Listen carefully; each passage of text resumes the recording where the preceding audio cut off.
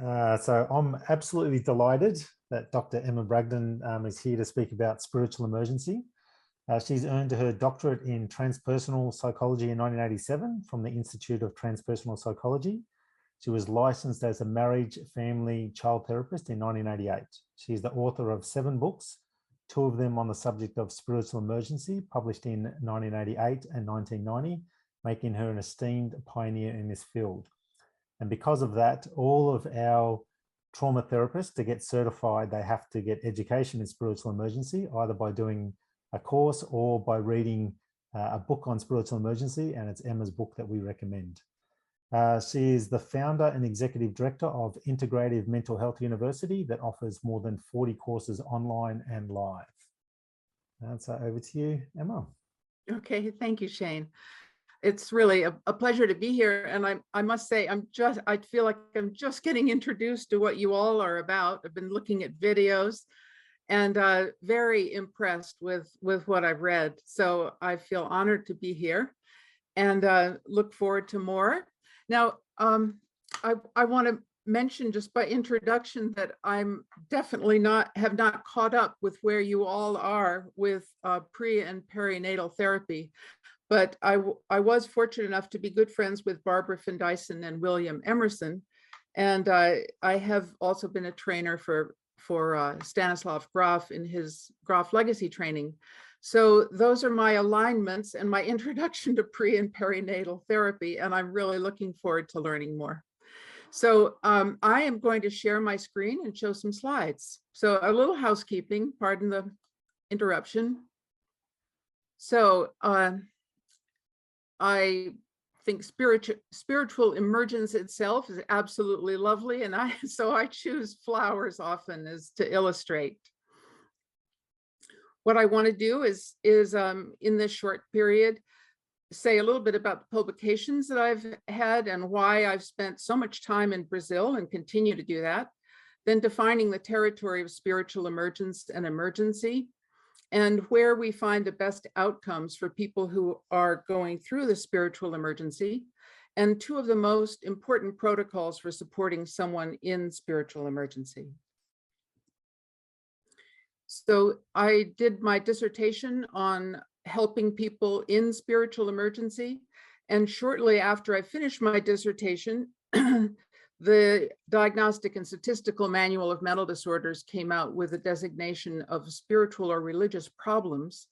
And so I changed the title of the book to a source book for helping people with spiritual problems, but it's basically the same information and likely the book that you're reading. Then Harper San Francisco wanted me to do more narrative style, a book on spiritual emergency and the various ways that it can happen. And then the 2 books on the left hand side are maybe of interest to you, but I'm going to guide us over to the right side. And from 2001 until really today, but most intensively 2001 to 2012, I was studying Spiritism in Brazil. And one of the things that was so compelling to me about the Spiritist psychiatric hospitals and community centers, of which there are about 13,000, is that they are able to recognize when someone is disturbed because of a spiritual emergency and give them very adequate training as to how to take care of their gifts and also how to move through the disturbances. So I've been impressed with them and written about their protocols. So to define the territory, which is always important, let's look at, first of all, spiritual experience, and hopefully there's some agreement here. I should have added, of course, experience of peak states for this particular audience, but spiritual experience involves experiences of a new higher perspective that takes us out of our ego and brings us into dimensions that are very expansive, out of the ordinary typically, and go way beyond our 5 senses into what is usually called a 6th sense. And it takes us out of our social conditioning, or and so can be thus disturbing because people oftentimes can't understand where they are. Examples, if someone is moving into a place in themselves where they can envision their own future or actually see their future, as in a premonition, or see the future, let's say, of a city or someone else that they are interacting with. Visions of a greater reality might be included, a reality that might affect the whole planet. Communication with spirit guides, what is called higher power or God. Sensing reality of others, feeling one with others can be very disturbing for some people and also elevating for others, and sometimes flip back and forth for the same person.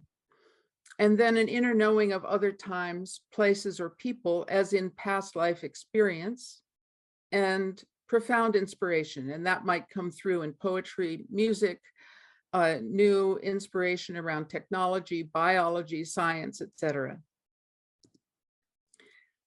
So I wanted to tell a story just to give us a little grounding with this. Nancy came to me actually in the early 1990s. And when she arrived at the door of my therapy office, she was ashamed of herself, feeling very shy, reluctant to tell me a story. And it was clear that her parents and the parents of her husband, as well as her husband, had highly recommended that she see a psychiatrist and take psychiatric medications.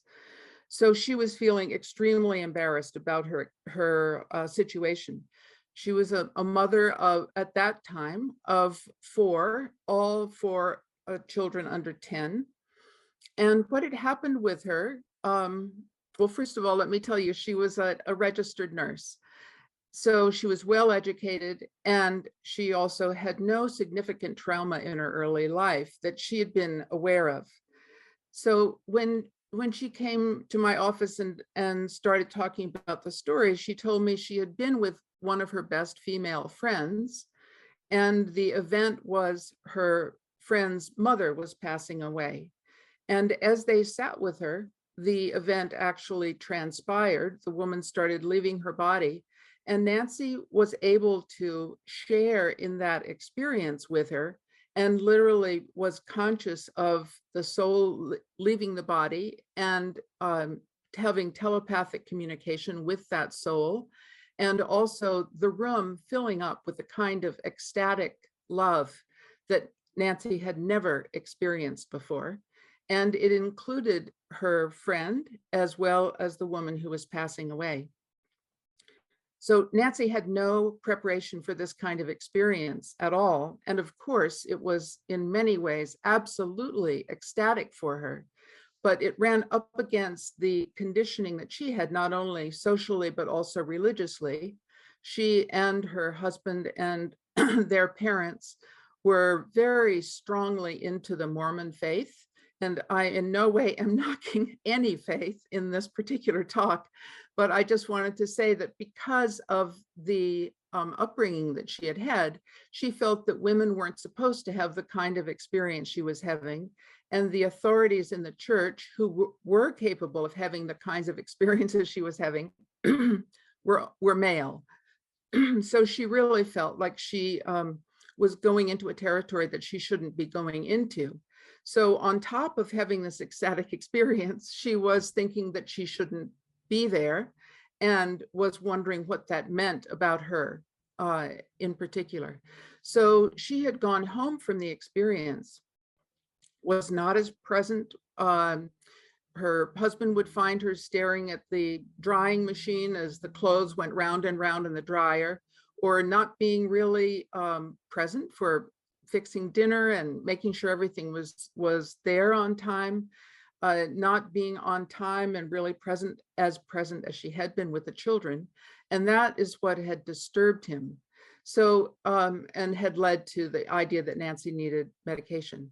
Anyway, as Nancy began realizing that she had had a powerful spiritual experience and that it was completely okay, and she found some vocabulary, which I gave her, to really describe the experience for herself in a way that was completely all right for her, she began integrating the possibility that she was not mentally ill. She didn't need any kind of medications. She just needed some time to integrate this and make meaning out of it. So she dropped the fear that she had and moved into a much more spacious zone for herself. And as a result, actually, she went into her parenting with far greater resources. And as her children grew, she was determined to really be in service and has spent a lot of time in service to people in Mexico. So spiritual emergency is a transformative process that typically involves very intense feelings and unusual perceptions. And Nancy's a good example of that. And the process of spiritual emergence, which I'll be describing in a moment, may also involve these very strong feelings and unusual perceptions. Spiritual emergence, so that's without the why, really is about a universal desire. So this goes across all cultures. And the intention is a person or all people actually desire inspiration and the kind of bliss that comes with higher consciousness, sometimes called awakening or enlightenment or identifying with the wisdom self. And it typically involves, in order to get there, typically involves a kind of transformation. Nancy, again, is a good example. And as people move along in the path towards that higher consciousness, they identify more with the soul and less with ego. So one important thing to note right from the get-go is that spiritual emergence, that process, can happen without a crisis, but it oftentimes does involve a crisis of some measure. It can be even moments. It doesn't have to be hours or days or weeks or months. In ancient cultures, those immersed in this process and gifted really with the psychic abilities that oftentimes come with this process were given often the social support that they needed, as well as the spiritual support they needed from teachers within the community, those we name as shamans or spiritual healers. And I like the expression of the beauty way becomes much more available to those people who are in that process. But in our Western culture, that means Europe, Canada, United States, etc., there can be few maps of what this is about, or there can be a plethora of maps that we find on YouTube. But unfortunately, there's still not a lot of agreement about it and who is a good teacher. In fact, at one point, I met someone who was about to become part of our family, and I told her about my meditation, and she immediately went to, "Are you involved with a cult?" So that was an indicator to me of just how little information is coming down to everyone about this process of spiritual emergence. But as people move along in the spiritual emergence process, they must cultivate a very strong moral base in order to proceed to the highest states possible. And in the process of this spiritual emergence, there will be unusual energies felt in a body, unusual dreams, visions, and oftentimes messages, for instance, from a spirit guide.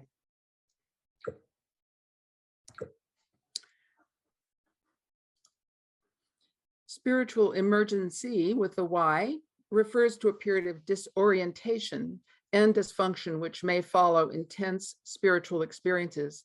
And there's also a demand for integration. So again, Nancy's story is a good example of that. She was definitely disoriented from the experience that she had in the shared death experience. But if managed appropriately, in other words, with a guide that can help a person find language and a cognitive framework for it, and also be validating for the feelings that are coming with it, the person can find meaning in the experience and subsequently function at a much higher level. But spiritual emergency can be confused with pathology. And maybe some of you are well aware of this. When the spiritual crisis is at its most intense, a person like Nancy can be very self-absorbed and be perceived as in their own world. In other words, not as present as they typically are. They're sometimes not able to work or attend to family duties as they had been. And they're having unusual experiences. And if they try to relate that to someone who is in a more conventional, comes from a more conventional zone, that person might say, well, you seem to be out of touch with conventional reality, or they're perceived as being out of touch with conventional reality. So there is a real confusion right now amongst mental health professionals in terms of how do we look at spiritual emergency? Is it an indicator of psychosis or mental illness? Should the symptoms be suppressed, and should medication be used? And some of the most sophisticated questions are just around exactly that. So an educated assessment is necessary, as in any crisis, especially when someone is in an emergency rather than an emergence process. So what must be assessed is the safety and support needs in the short term, and also if a person is a danger to themselves or others. And it can necessitate a secure environment if they are a danger in that way, but it doesn't mean they have to go to a conventional hospital. Very often a secure environment can be provided in the home. I like to think about spiritual emergence, the process, as similar to a snake shedding its skin. The snake kind of finds a spot where it can rub up against a rock, takes a little time out, and then can move into its new skin and shed its old skin. So for many people, as they go through a spiritual emergency, they are outgrowing their prior identity and shedding it and moving into a new kind of identity with new possibilities for themselves. So the spiritual emergence process now is, again, does not need a crisis. And Stan Grof described it as kind of like a zigzag or gradual process, never really straight. So even though we might be very goal-oriented to get to higher states of consciousness, we may have to bump up against and deal with what Grof called coexistence, or undigested emotion left over from trauma. So the path is never purely straight and has bumps and turns when we need to go back and deal with trauma left over from past experiences. And that's especially when we need help in dealing with the trauma, as well as dealing with just the concept of spiritual emergence, including trauma and the integration of traumatic experience, as well as the integration of spiritual experiences. So always, though, in the process, there's an expanding sense of self and an expansion of consciousness. And ultimately, one feels more united with God or higher power or whatever it is that they call that universal creator. And qualified teachers are needed typically so that someone can make this transition to a new identity successfully. The quality of support over time is essential, and it can take time. So in the shamanic cultures, oftentimes the person who was identified as going through this process would actually move into the tent with the shaman or move close to them and spend long hours with them each day for a good period of years. I'm not going to go over each of the categories of spiritual emergency, in other words, how they might manifest, but I created a list here. So if anyone is interested, they can go back and copy this. I will be giving Shane the slides, and I teach about each of these in courses that I teach at IMHU. So where do we find the best outcomes? We need to look at how does the biomedical model move people in spiritual emergency and help them, and how does a more spiritually informed orientation happen. And clearly there are people who are biomedically oriented who are also spiritually informed, but I'm putting them into two camps now because generally speaking, our conventional hospitals and clinics deal with a more biomedical orientation. So the questions that come up for people who are oriented more from medical science and the biomedical model in particular are questions like, what is consciousness anyway? And does it come from the brain, or doesn't it come from the brain only? So how could there be consciousness after death, for instance? And the idea of something being transpersonal sounds new age and therefore unscientific. The whole question of whether there's a sixth sense and whether there's intuition is brought to question. And the whole concept, of course, of can we store memories of pre-birth or past lifetimes seems out of the question for most people. And even the idea of spiritual experiences can be put into doubt. I refer people to Rupert Sheldrake's banned TED Talk if they're interested in looking at that interaction with the more conventional biomedical science. Well, I think one thing that's hopeful is that the Diagnostic and Statistical Manual of Mental Disorders is, as of the early 90s, was including the idea of spiritual problems sometimes being presented in therapy.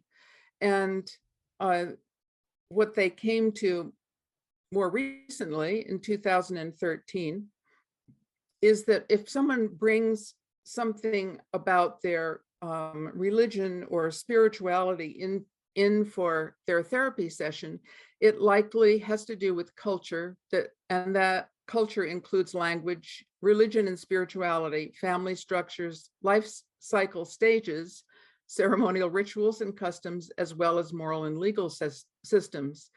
But I would really question, does this recognize the universality of spiritual emergence across cultures? And if it doesn't recognize it, then we have a way of cataloging mental disorders and thus by inference, mental health that doesn't recognize at all the universality of spiritual experiences, and that some of them are not just culturally defined. So that takes us then to the difficulty in assessment and who is in spiritual emergency. Is there a clear difference between a spiritual emergency and mental disturbance that fits into the categories of the DSM as they're written? Does one start, where does one start and the other stop, which is what people are looking for, is clear definition. And should spiritual emergency be a new category? So what I've come to is maybe both can and do occur at the same time. I prefer not to use the term mental illness, but instead mental or emotional disturbances can happen at the same time of a spiritual awakening or spiritual emergence process. So there's an overlapping or an interpenetration, as in psychosomatic illness. And of course, who does the assessment is going to be extremely important as to how a person is seen, what they then start believing about themselves, and what the outcome may be. The conventionally biomedically trained practitioner who can only perceive crisis in a medical context may be medicating them inappropriately, and then also giving them the impression that they're mentally ill and may even be mentally ill for the rest of their life. And the people who are only very true to their spiritual orientation may be so absorbed in the spiritual context that they fail to give adequate attention to helping someone overcome psychological trauma that also may be present. So those are two ends of the spectrum, as it were. And I would say ideally, the assessment can be done by a skilled mental health care provider who's also knowledgeable about spiritual emergency, and not only knowledgeable, but has some skill in helping someone else manage it. And if that kind of person, educated person is not available, then a team comprised of mental health worker and a person who's very knowledgeable about spiritual emergence phenomena and skilled in helping to manage it. One of the things that I loved so much about what I found in Brazil is that in the Spiritist hospitals and the Spiritist community centers, they have medical intuitives who can get to the very bottom of the assessment with people and recognize when someone is struggling because they have psychic abilities, but have no training in dealing with them and are, for instance, having a great deal of difficulty because they're hearing voices and don't know how to manage that process, so that it is good for them as well as possibly very powerfully positive for other people. So David Lukoff, a psychologist in 1985, suggested that we might massage the DSM categories in a particular way to bring about this both and idea, where there could be a mystical episode with psychotic features or an acute psychotic episode with mystical features. I sometimes, when I'm going through a strong spiritual experience, sometimes I crave ice cream. And so I'm thinking, well, maybe there's an eating disorder with features of spiritual emergence as well. But you get the idea. There could be a way to combine, to bring more knowledge of and competency with spiritual experiences into the categorization of mental disturbances, but we aren't there yet.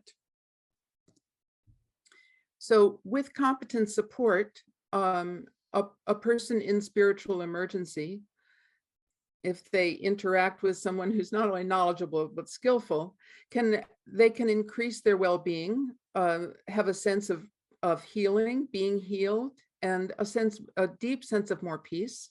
They'll have an improved ability to relate to others, and that will come through as more empathy and compassion for themselves and for others.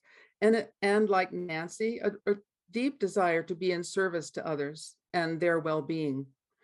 There's much less dependency or looking for psychiatric medication, much more interest in living from the soul rather than the ego, more self-awareness and creativity, more interest in community-oriented values of sustaining life and preserving nature.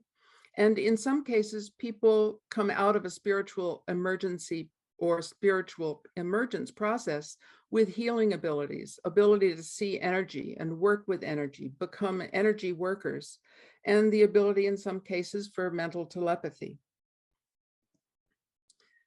Without competent support, in other words, if someone is put in a situation where they don't have anyone who is competent in recognizing spiritual experiences or the spiritual emergence process and helping someone with it, then there can be a continuation of fear and self-absorption, a continuation of isolation, no open dialogue between those who are the caretakers and those who are being cared for.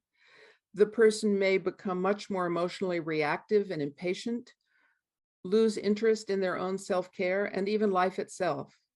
And this kind of situation can often result in much more dependence on psychiatric medication and a person really losing touch with conventional reality and of danger to themselves or others. So two of the most important protocols for competent support.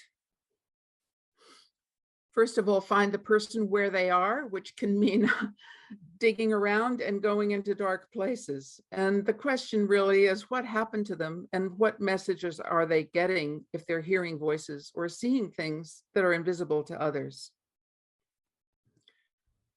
And of course, the question arises, well, where do we find them? How do we find them? Do we go into a therapist's office and sit on the couch and talk about our experience? Or is it really important to also feel and be with where they are? For instance, they may be in the astral plane, or they may be experiencing something that we associate with shamanic or religious experience. So this phrase, being with, is something that was coined by Loren Mosher when he started the Soteria House, that was exploring whether being with someone, as in compassionate and authentic connection, could be, in fact, a better therapy than psychiatric medications for those who are in their first break of psychosis. And given his book, Soteria Through Madness to Deliverance, it became very obvious that his idea of being with had a very powerfully positive impact on the patients, and those who went through this process of Soteria House were much more able to work and be part of conventional community. So I just wanted to mention that I do train spiritual emergence coaches, and it's a two-part training. First part is 5 online webinars on how to effectively recognize and support someone in spiritual emergency, and then a 2-day live in-person experiential training. There are about 80 coaches now that have been trained, and they're available if people have needs for connecting with someone who is competent with spiritual emergence support. And I wish you all many positive transformations. Thank you for your attention. And here is contact information for me at the bottom, eb@imhu.org, and my phone number, bookstore, newsletter, Facebook. And just to let you know, Shane mentioned the Integrative Mental Health University, which I founded and now offers about 40 courses online. And we are under the umbrella of the Foundation for Energy Therapies, a 501c3 organization dedicated to research and education. Okay, so I'm back with you, and thank you very much. Yes, thank you so much.